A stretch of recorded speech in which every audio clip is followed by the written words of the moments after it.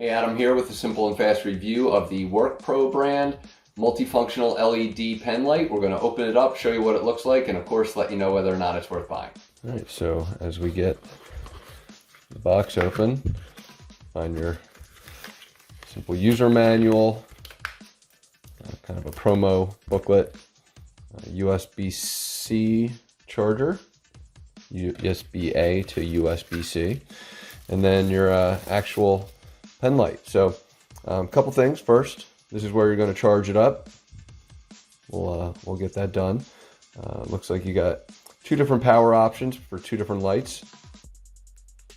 Down here we're going to have that light, and then it's going to pop onto that side, and then we'll have another power, and this is going to be your UV light. And again, it kind of gives you the power update right there. Got a handy clip. Looks like it might be magnetic as well, which is really nice. It is. So maybe not the strongest thing in the world, but does a decent job as far as magnet, which is real nice. And that's really all there is to it.